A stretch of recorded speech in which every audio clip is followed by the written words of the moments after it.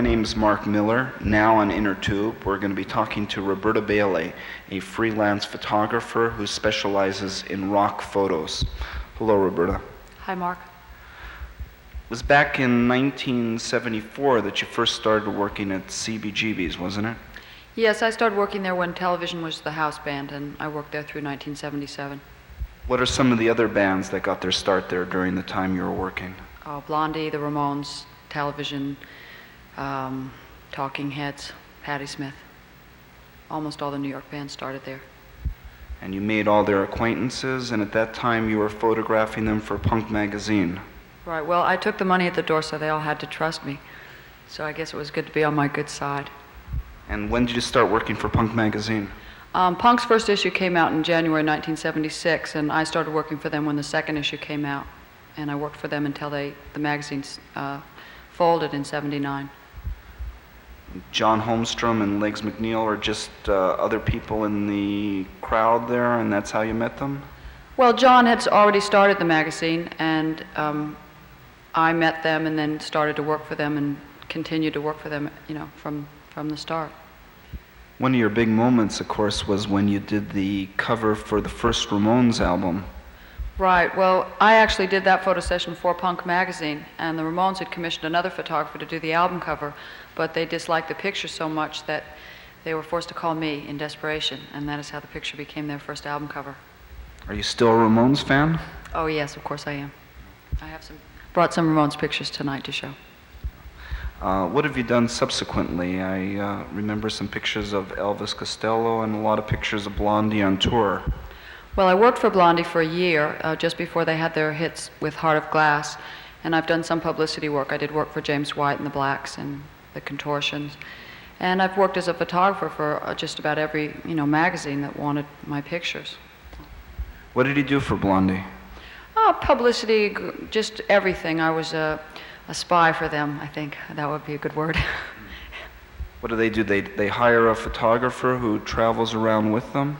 Well, I worked partly as a photographer. I went on their American tour, of which they've only done, really one tour, headlining tour as Blondie, and I went on that, did a lot of photographs.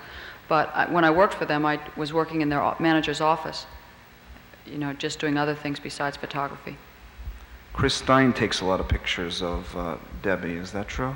Yeah, Chris, I think, is a book just about to come out that he's collaborated on with Victor Bakris, which not only will be about Blondie, I understand, it's also going to be sort of about the whole early scene, and, he has pictures of a lot of the early shots of the different groups.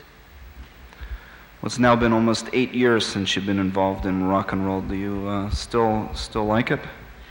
Well, I've found that I've been taking fewer and fewer pictures in the last 8 or 9 months, and I think that has something to do with the music scene and what's happening to it.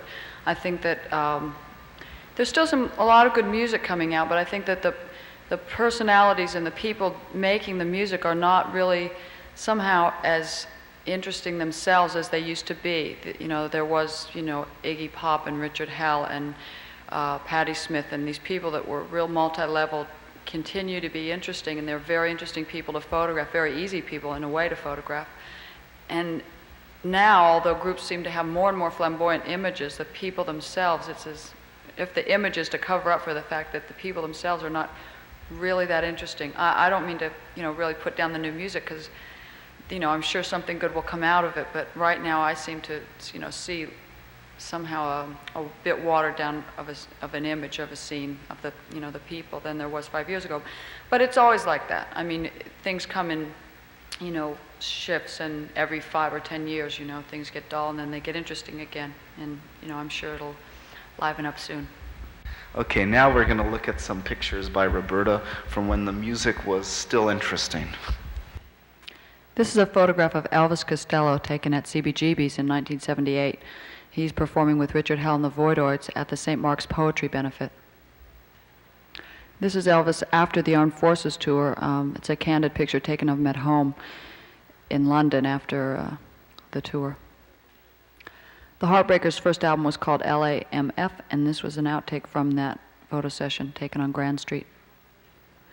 One of my favorite bands of the early punk scene was The Damned from London. They were the first British band to come over and play at CBGB's, and I photographed them in the New York subway. This is the Damned about a year and a half later in London, and Rat Scabies has left the band, and the two new members on the right are now no longer in the band, and Rat's back. Marky Ramone got his start in the New York music scene as the drummer for Richard Hell's Voidoids, and this is a shot of the Voidoids with Marky Ramone.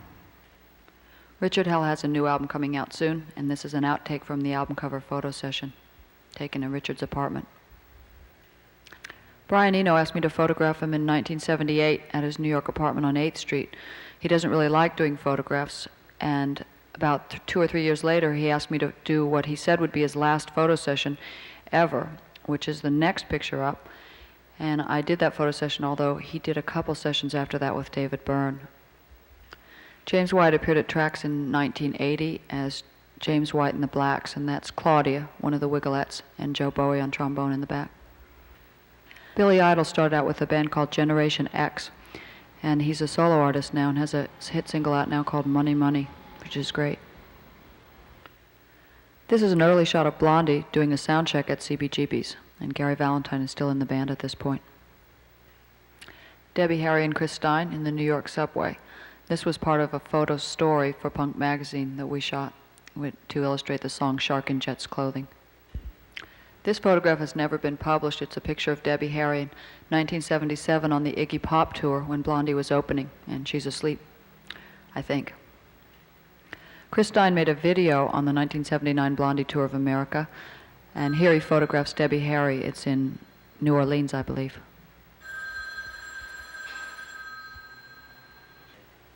Here's Keith Richards as he appeared at the Bottom Line with Rockpile in 1979, I think. Rockpile toured America for the last time, toured anywhere for the last time, in 1980, November. This is a shot of Dave Edmunds on the bus in the mobile kitchen. He's making dinner. His nickname on the tour was Microwave Dave. Here Nick Lowe enjoys Dave's hot cuisine. That's Terry Williams in the back. In 1978, Elvis Costello made an appearance at the Ukrainian Ballroom on 2nd Avenue and 9th Street. Nick Lowe joined him for Heart of the City. This is the last ever photo session with one of my favorite bands, Rockpile. This is in Atlanta, Georgia. 5 years after their first album came out, the New York Dolls were reunited on the corner of 2nd Avenue and St. Mark's Place in front of Gem Spa for this picture. David Johansen was the last one of the ex-Dolls to cut his hair. He has long hair in this picture. It's actually tucked up under that red hat. And there's that red hat again. And here we have David Johansen as a solo performer. The next series of shots are just some photographs of Debbie Harry that have been taken over the last 3 or 4 years. Many of these have never been published.